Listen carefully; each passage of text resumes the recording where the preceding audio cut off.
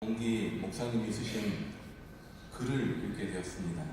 무거운 글은 아니었고요. 그냥 일상의 이야기를 적는 그런 글이었습니다. 그 내용 중에 좀 재미난 유머가 있더군요.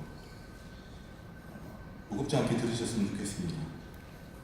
이민 목회하는 분들에게 이런 유머가 있다고 합니다. 미국의 단체 여행객들이 태국에 여행을 갔답니다. 물론 요즘엔 코끼리를 타거나 코끼리 묘기를 부리는 것 이런 상품들이 줄어들고 있대요. 오히려 코끼리는 인격이 아닌 뭐라고 그러죠? 코끼리를 존중하고 보호해야 된다는 의미로 코끼리를 막 타거나 이런 것보다는 코끼리와 함께 놀아주고 하는 그런 프로그램들이 요즘 많이 생겨났다고 하는데, 어쨌든 코끼리가 묘기를 부리는 곳에서 이제 조련사가 이 코끼리를 눈물 흘리게 할 수 있는 사람이 있습니까? 라고 그렇게 물어봤대요. 아무도 선뜻 나서지 않았습니다. 그렇죠? 여러분들 코끼리 올릴 자신 있으십니까? 근데 한 사람이 자기가 해보겠다라고 나섭니다. 이 사람이 국회에 기회를 대고 한참을 이야기합니다. 그래서 코끼리가 눈물을 주르르 흘리기 시작합니다. 조련사가 놀라죠. 20-30년 조련사 생활에 이런 일이 있다니. 아니 도대체 뭐라고 했길래 코끼리가 눈물을 흘립니까? 라고 그렇게 물어봤습니다. 그랬더니 그 사람이 이렇게 대답합니다. 내가 이민교회 목회를 20년 동안 하면서 참한 이야기를 내가 했더니 코끼리가 눈물을 주르르 흘리네요.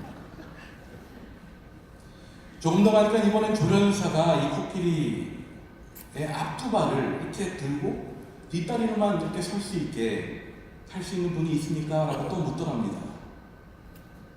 아무도 나서지 않자 이 사람이 내가 이번에도 해보겠습니다 하고 나섭니다. 그리고는 이분이 또 나가서 코끼리에 대고 무슨 말을 길게 하지 않습니다. 이번에는 한마디 딱 하고 나니까 코끼리가 큰 소리를 지르면서 앞다리를 다 이렇게 들더라고요. 사람들이 궁금해서 물어봤죠. 뭐라고 얘기했습니까? 그 사람이 웃으면서 자기가 딱 한마디 했더니 코끼리가 두 손 두 발 들고 저런다라는 거죠.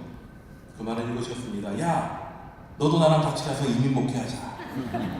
두 손 두 발 딱 들고 안 간다는 거죠.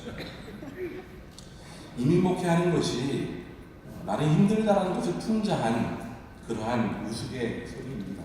너무 진지하게 심각하게 받아들이지 마십시오. 힘든 것이 이민 목회뿐이겠습니까? 그죠? 살면서 하는 일들 중에 특히 이민 생활하는 우리 모두에게 힘들지 않은 일이 어디 있겠습니까? 여러분들 한 분 한 분의 삶이 아마도 훨씬 힘들고 지친 일상을 보내고 계실 겁니다. 그런 힘겨운 일상 한 해가 다 지나가는 이때 왠지 힘겨운 그 어깨에 지쳐있는 마음에 예전에 스쳐 한번 읽은 적이 있었던 시 한 편이 생각이 났습니다.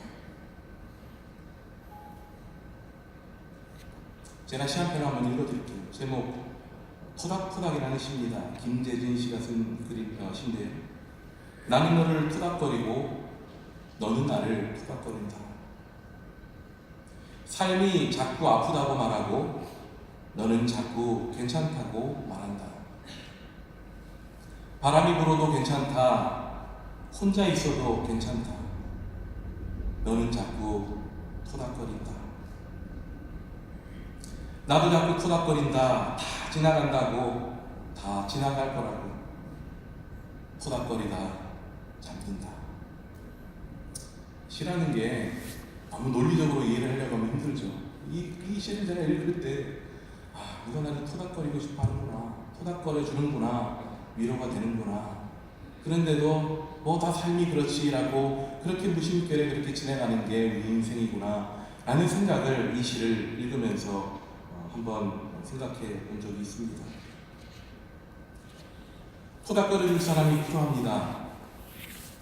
토닥거려 줄 공동체도 필요하고, 살면 살수록 느껴지는 건 아파하는 내 마음 토닥거려 줄, 지친 내 어깨 토닥거려 줄 누군가가 필요하다는 것입니다. 요즘 그런 것들을 절실히 느낍니다. 많이 피곤하고 지칠 때 가족들이 던져주는 한마디, 성도님들이 던져주는 한마디가 얼마나 힘이 되고 격려가 되는지를 많이 경험합니다. 화려한 무언가를 주셔서가 아닙니다. 그 따뜻한 한마디가 정말 격려가 되고 힘이 되는 거죠. 하지만 토닥거림을 받기보다는 참 많은 시간 그저 누구에게도 말하지 못한 채 꾹꾹 속으로 삼켜야만 했던 그런 일들이 있습니다.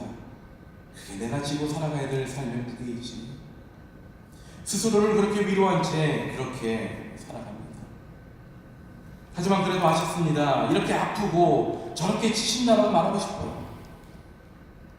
그리고 그 이야기들을 괜찮다고 들으며 괜찮다고 다 지나갈 거라고 다 지나가고 다 좋아질 거라고 토닥거려줄 누군가가 나는 필요해요 라고 늘 생각하며 그렇게 살아갑니다. 여러분들의 2018년 한 해는 어떠하셨습니까? 여러분도 이렇게 토닥여주는 그런 손길이 필요하지 않으셨습니까? 이리저리 그 손길을 찾으려고 혹시 애쓰시진 않으셨는지요? 나 자신은 자신대로, 우리 가족은 가족대로, 우리 교회는 교회대로 이런저런 따스한 토닥임이 필요한 그런 한 해를 우리는 보냈을 겁니다. 그리고 여전히 충분한 토닥임을 얻지 못한 채 이렇게 한 해의 마지막을 보내고 있습니다. 이렇게 우리는 진정한 토닥임과 위로가 필요한 그렇게 힘을 얻어야 새롭게 주어질 한 해 역시 기다려지는 그런 한 해가 될 것만 같습니다. 하지만 한편으로 이런 생각도 듭니다. 이런 지치고 시린 마음 안고 살아가는 사람이 나만이 아닐 텐데. 하지만 그저 나를 토닥여줄 누군가의 손만 기댄 채 그렇게 우리는 한 해를 마무리합니다.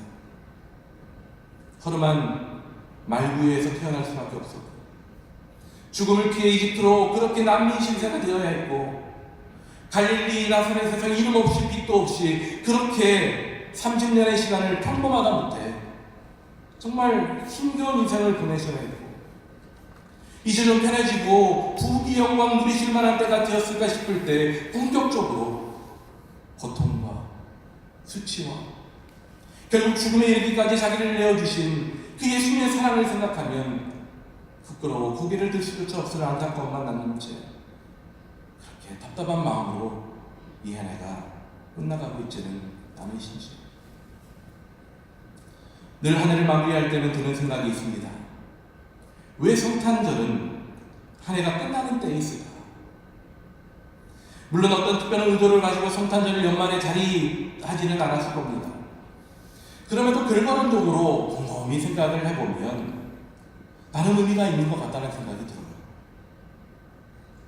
교회 전통 속에 지켜오던 대림절이라는 기간이 끝나고 성탄절이 이어집니다.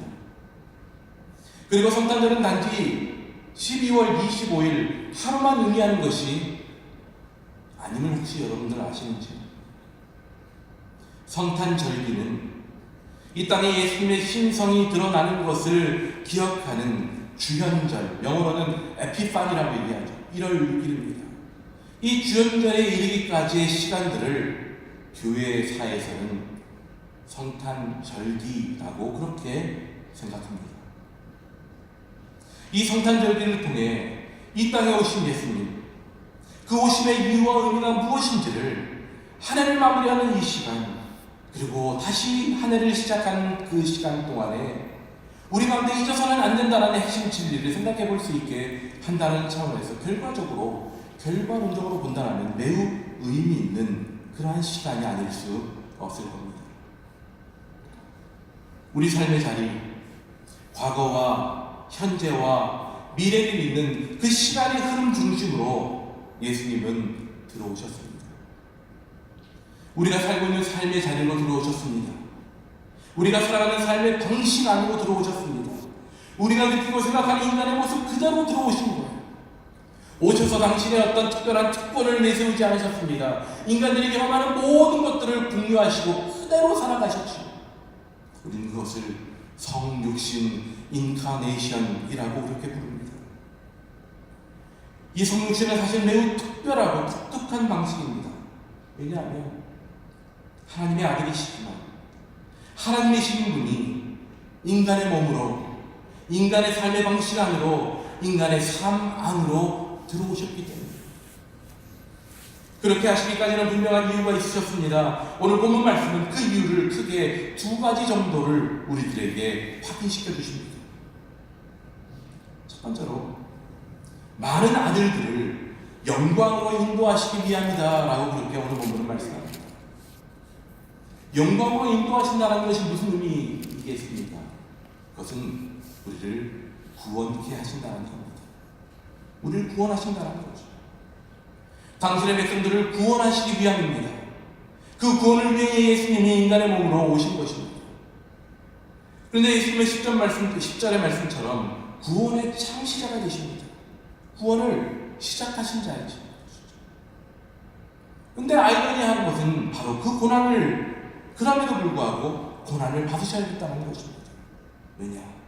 그 고난을 통해 완전해지기 때문입니다. 다시 말해 그 고난을 통해 예수님으로부터 시작된 구원은 완성을 이루게 되는 것입니다. 중요한 사실은 고난을 받으셔야겠다는 것입니다. 하나님의 아들로서 완전하시지 않으셔서가 아니라 성육신 이전과 이후에도 예수님은 언제나 완전한 분이셨습니다. 하지만 우리들의 죄를 완전하게 대속케 하시기 위해서는 분명한 희생이 필요했다는 것이죠. 성육신을 통해 그리고 인간으로서 고난을 받고 십자가에 달려 죽으심을 통해 대속의 사역을 완전히 이루실 수 있으셨던 것입니다. 우리의 죄를 위해 완전한 희생제물이 되어주셨고 그로 인해 우리는 완전한 영광에 이를 수 있게 되었다는 것입니다. 이것이 바로 예수님께서 인간의 몸으로 인간의 삶의 방식 안으로 그렇게 친히 들어오신 첫 번째 중요한 이유였던 것이죠.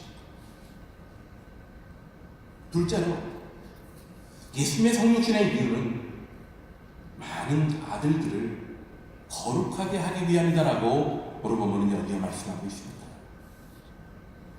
영광 가운데로 들어가는 것이 하나님 나라의 기쁨과 환희와 어떤 행복, 평화 안으로 들어가는 것이라면, 거룩하게 되는 것은 하나님 나라 백성으로서의 합당한 존재로 살아가는 것을 의미하는 것입니다. 비록 아직은 연약하고 스스로 감당하기 힘든 그러한 힘든 자격이라 해도 그렇게 세우시기로 작정하셨고 이를 위해 성육신 하심으로 아낌없이 당신을 내어주셨기에 우리는 그 거룩함의 은혜를 누릴 수 있는 가능성이 생겨난 것입니다. 어디를 봐서 우리가 거룩할 수 있는 존재입니까? 옆에 계신 분들을 한번 쳐다보세요. 어디 봐서 우리가 거룩게 될 수 있는 사람입니까? 하지만 그런 연약하고 이기적이고 죄를 향해 끊임없이 나아가는 나로 하여금 거룩한 존재로 그렇게 세우시겠다라고 마음 먹으신 분이 바로 하나님이십니다. 그 일을 위해 예수 그리스도께서 이 땅에 오신 것입니다. 우리로 하여금 그런 거룩한 삶을 살아낼 수 있도록 하시기 위해 예수님께서 이 땅에 오셨고 십자가에 달려 돌아가신 것입니다. 이렇게 성육신은 그 자체로 예수님이 오셨다는 의미뿐만 아니라 오심으로 말미암아 우리에게 주어진 놀라운 그러한 은혜가 있음을 우리에게 다시 한번 기억하게 하신 것입니다. 우리로 하여금 구원의 영광에 들어갈 수 있게 하셨습니다. 우리로 하여금 구원받은 자답게 거룩한 자의 삶을 살아내 갈 수 있는, 그렇게 연습해가고 훈련해갈 수 있도록 우리를 세우시기 위해 예수 그리스도께서 이 땅에 성육신하심으로 오셨다는 사실이죠. 성탄절기가 한 해를 마무리하고 한 해를 시작하는 그 처음에 있는 이유가 무엇일까 고민하던 차에 바로 이것입니다. 한 해를 마무리하는 밤도, 한 해를 시작하는 우리의 마음의 자세도 바로 이러한 영광스러운 은혜를 기억하게 하시는 하나님의 뜻이 있구나라는 것을 깨닫게 한다는 것이죠. 세상은 즐깁니다. 그래, 한 해가 마무리되어져 가니까 이런저런 모습으로 즐깁니다. 새로운 한 해를 시작하며 이런저런 계획을 하면서 이렇게 우리가 부유하게 그렇게 성공하는 삶을 살아가야지 하고 한 해를 계획합니다. 바로 그때 하나님 우리로 하여금 이것을 기억하게 하신 것이죠. 내가 이것을 위해 이 땅에 왔다. 내가 이 땅에 온 성육신한 이유가 바로 이것이다. 다름 아닌 너희를 영광에 참여하기 위해, 너를 거룩하게 하기 위해 내가 이 땅에 왔다. 내가 너로 하여금 구원받게 하기 위해 이 땅에 왔다.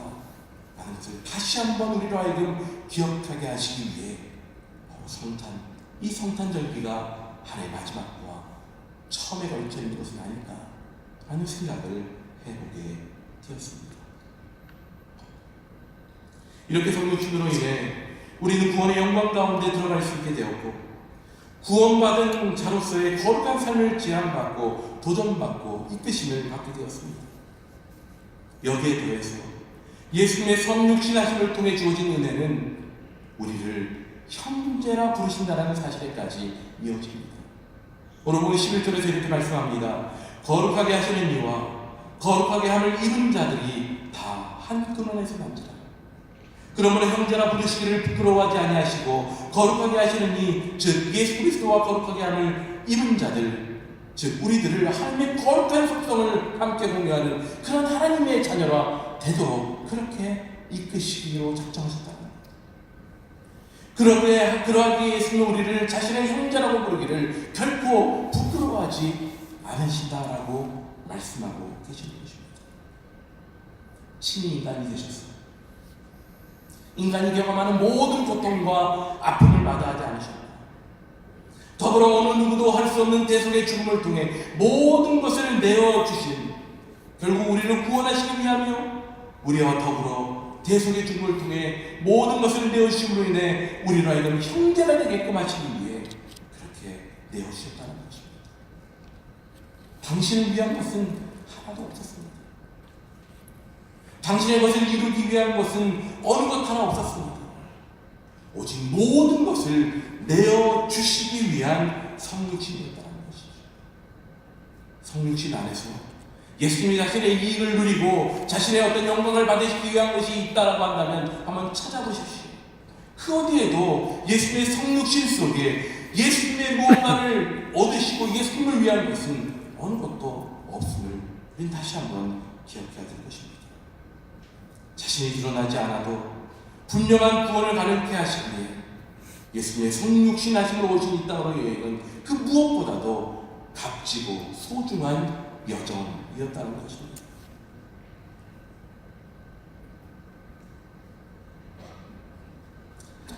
(1968년) 사진 한 장 속에 당시 일어난 적지 않은 파장을 적나라하게 보여주는 그런 사건이 하나 있습니다. 1968년 멕시코 올림픽이 있었던 해였습니다. 이 올림픽 200m 경기에서 미국 육상 선수 토미 스미스와 존 칼로스는 1등과 3등으로 들어오게 됩니다. 메달을 받기 위해 단상에 오른 이들은 특이하게도 고개를 숙입니다. 그리고 검은 장갑을 낀 채 주먹을 하늘 높이 쳐듭니다. 일명 Black Power Salute, 다름 아닌 당시 미국 사회에 만연해 있던 인종차별에 항의하는 그러한 자세였습니다. 이러한 퍼포먼스의, 이러한 행위의 대가는 아주 혹독했습니다.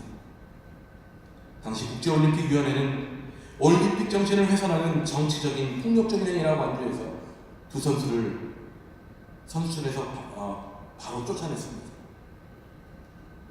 하지만 당시 큰 이슈였던 흑인 인권 운동에 있어 이 사건은 하나의 전설처럼 남아있다고 합니다. 그런데 모두가 이 두 흑인들만 주목하는 가운데 2위 자리에 올라선 한 백인 선수에 대해서는 관심이 없었습니다. 그는 호주 출신의 피터 노먼이라는 사람이었습니다. 사실 그는 자신과 실력을 겨루었던 경쟁자들이었지만 이러한 동작을 할 것을 알고 오히려 그들을 향해 격려합니다. 그리고 친히 검은 장갑을 건네줍니다. 그리고 자신은 정의를 상징하는 배지를 가슴에 달고 저 시상대에 오르게 됩니다. 이 행동으로 인해 기국회의 이 노만 역시 선수 자격을 박탈당하고 맙니다. 은메달을 딴 실력자였으나 다시는 올림픽에 출전할 것을 허락되어지지 않았습니다. 그뿐만이 아닙니다. 고국에서는 이단자로 낙인 찍혀서 직장을 구하는 것조차 어려웠습니다. 하지만 그런 어려운 여건 속에서도 그는 끊임없이 인종차별에 항의하는 그런 흑인 인권운동에 참여했습니다. 앞선 2명의 흑인 선수들을 비난하는 조건으로 올림픽위원회에 다시 가입할 수 있도록 하겠다는 제안을 수차례 받았지만 그는 거절했습니다. 그리고 그는 2006년 조용히 세상을 떠나게 됩니다. 그리고 그의 장례식 자리 함께 시상대에 올랐던 두 흑인 스미스와 칼로스 씨가 직접 그의 발을 운구했습니다. 그가 세상을 떠난 지 6년이 지난 2012년 호주올림픽위원회는 드디어 그에게 정식으로 사과합니다. 그리고 그의 인권운동에 대한 공헌에 감사하게 되지요. 위대한 흑인 선수들 옆에 있는 백인 선수로 묘사되었던 피럴. 심지어 시상식 장면을 조형물로 만들 때 자신이 섰던 자리는 비워두라고 얘기하면서 누구나 그 자리에 서서 위대한 흑인 선수들과 함께 사진을 찍을 수 있게 해달라고 부탁해서 저런 조형물이 생겨났다라고까지 합니다. 그는 소위 숨겨진 영웅이었습니다. 숨겨진 자리에서 참된 가치를 지키기 위해 자신의 최선을 다했던 그런 사람이었습니다. 흔히 이런 사람을 빗대어서 unsung hero라고 부르기도 하죠. 알려지지도 않고 인정받지도 못했지만 그의 정신은 그렇게 이어져 오고 있다고 합니다. 이 땅에 오셔서 모든 자격과 권위를 버리시고 인간으로 아낌없이 모든 것을 내어주신 예수님, 오직 우리를 영광에 이르게 하기 위해 거룩하게 하심으로 구원의 감교, 구원의 은혜를 누리게 하신 그런 예수님의 흔적이 저 모습 속에서도 드러나고 있습니다. 자신을 드러내심을 통해 뜻을 이루고자 하셨더라면 그 무엇보다도 화려한 성육신을 이루셨겠지. 텅 빈 이비 시상대가 아닌 좀 더 높은 곳에서 사랑과 정의와 당신의 큰 뜻을 외치면서 자신을 당당히 드러내시며 그렇게 서 계셨을 겁니다. 굳이 고난받지 않아도, 조롱받지 않아도, 죽지 않아도 드러날 수 있는 다른 방법을 동원했을 수도 있습니다. 하지만 예수님은 그 어떤 영웅보다 조용히, 하지만 누구도 이뤄낼 수 없는 희생으로 그렇게 우리를 영광의 자리에, 거룩함의 자리에 우리를 초대해 주셨습니다. 처음 읽었던 시를 다시 생각해 봅니다. 너는 자꾸 투닥거린다. 나도 자꾸 투닥거린다. 다 지나간다고, 다 지나갈 거라고 토닥거리다 잠든다. 삶이 힘겹습니다. 내가 원하는 것과는 상관없이 일들이 이루어져 갈 때가 참으로 많이 있습니다. 우리 모두 토닥거림이 필요합니다. 위로가 필요합니다. 어제도 오늘도 그 토닥거림 없이는 너무 지치고 힘겹습니다. 그것이 바로 우리의 삶의 모습입니다. 그렇게 한 해가 지나가고 예수님이 이 땅에 오셨던 성탄절을 며칠 전 우리는 보냈습니다. 그리고 새로운 한 해를 코앞에 두고 있습니다. 참 난감합니다. 아이러니입니다. 여전히 내 삶은 힘겹고 토닥거림이 필요한데 세상의 성탄은 여전히 우리에게 들뜨게 했고 눈앞에 다가온 새해는 다시 한번 기대와 간절한 바람 속에 성큼성큼 그렇게 우리네 삶 속으로 들어오고 있습니다. 그냥 그렇게 들뜨다 보면, 그냥 그렇게 기대 속에 내일을 마주하다 보면 어느새 다시 내 안에 투닥거림이 필요하다 중얼거리며 그렇게 힘겨운 삶의 자리로 돌아와야 하겠지. 바로 이때, 한 해가 가고 새해가 오는 이때, 내 안에 투닥거림이 필요하다 외치고 싶은 바로 이때 숨은 영웅처럼 조용히, 하지만 모든 것을 내어주심으로 나를 투닥거려 주시기 위해 예수님께서 찾아오셨다는 사실을 다시 한번 우리 가슴 깊이 기억해 내십시오. 그리고 그렇게 다시 다가오시는 예수님을 함께 찾아가십시오. 우리를 하나님의 영광에 들어가게 하심으로 구원의 은총을 누리게 하시고 거룩하게 하나님의 마음, 하나님의 뜻을 내 삶 속에서 살아낼 수 있도록 하나님 나라의 삶을 살아가게 도우시고 우리를 하나님의 한 형제요 자매로 가족됨을 기억하게 하시는 예수님을 깊이 생각하십시다. 그렇게 우리를 토닥이십니다. 당신을 드러내시기 위한 토닥이심이 아니라 우리의 마음을 누구보다 잘 이해하시고 함께 느끼시기에 진심으로 우리를 토닥여 주십니다. 힘들었지? 혼자 외롭지? 잘 버텨왔다. 내년에도 함께 걸어가자. 우리 교회도 함께 토닥여 주십니다. 힘들었지? 목자 없는 양처럼 힘겨운 시간들도 잘 버텨냈다.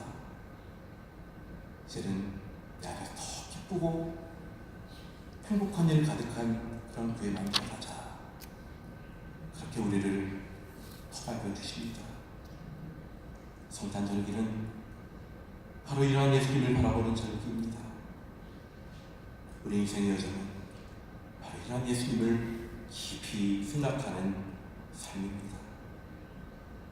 성령 신하심으로 친히 시험을 받으셨고 고난을 당하셨은즉 고통 가운데 투닥이 되시는 우리들은 누구보다 잘 아시는 예수님께서 우리를 어루만져 주셨고 앞으로도 그 뜨거운 손길로 우리를 잡아주시고 안아주실 것입니다. 그 주님과 함께 힘있게 시작하시는 우리 모두 되시기를 간절히 소원하고 축복합니다. 우리 시간 좀 함께 기도했으면